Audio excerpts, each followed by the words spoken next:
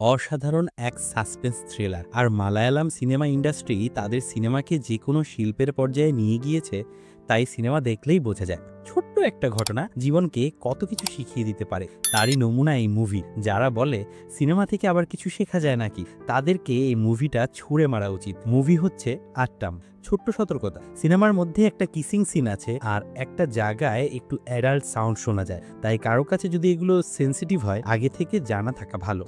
গল্পটা একটা থিয়েটার গ্রুপকে নিয়ে, যারা সবসময় নিজেদের মধ্যে হাসি কান্না আবেগ ভাগাভাগি করে কাজ করে, কিন্তু হঠাৎ একদিন এই গ্রুপের একমাত্র মেয়ে, দলের একমাত্র নারী সদস্য একজন জনপ্রিয় চলচ্চিত্র তারকার বিরুদ্ধে যৌন হয়রানির অভিযোগ তোলেন। তারপর ধীরে ধীরে দল ভাঙতে শুরু করে, বিশ্বাসে ফাটল ধরে। যে মানুষটা চুপচাপ বসে থাকতো সেও প্রশ্ন তোলে, আবার যাকে সবচেয়ে কাছের ভাবা হতো সেও মুখ ফিরিয়ে নেয়। এটা শুধু একজন অভিযুক্ত আর একজন অভিযোগকারীর গল্প না, এটা সেই সব মানুষদের গল্প যারা পাশে দাঁড়ানোর সাহস হারিয়ে ফেলে কিংবা নিরপেক্ষতার নাম করে গা বাঁচাতে ব্যস্ত থাকে। সবচেয়ে বড় কথা, এখানে কারো মুখে কোনো স্পষ্ট উত্তর নেই। কে সত্যি কে ভুল সেটা পরিচালক আমাদের হাতে ছেড়ে দেন, আমরা যেন নিজের বিবেক দিয়ে বিচার করি। অভিনয়ের কথা যদি বলি, এই সিনেমার সবচেয়ে দারুণ দিকটা হলো অভিনয়।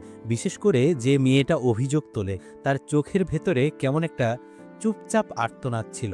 সংলাপ না বললেও চোখে মুখে সব বলে দিচ্ছে।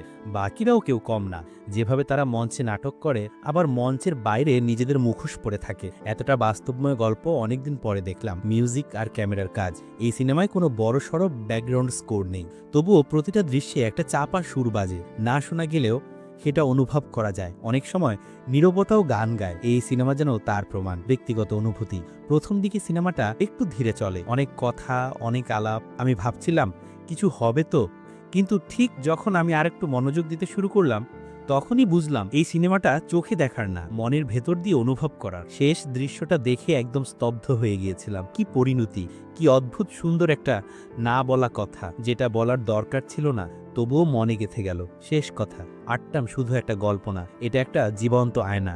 আমরা যাদের পাশে দাঁড়িয়ে থাকি, যাদের কথা না শুনে শুধু ভাবি বাড়াবাড়ি করছে, এই সিনেমা তাদের জায়গায় একবার দাঁড়িয়ে ভাবতে শেখায়। সবাই দেখে না, সবাই বোঝেও না, কিন্তু যারা বোঝে তারা এই সিনেমা ভুলতে পারবে না। ব্যক্তিগত রেটিং 4/5। ঝকঝকে এইচডি প্রিন্ট আছে, সাথে বাংলা সাবটাইটেলও আছে। মুভি লিংক কমেন্টে পেয়ে যাবেন। ভিডিও ভালো লাগলে লাইক শেয়ার এবং সাবস্ক্রাইব করুন।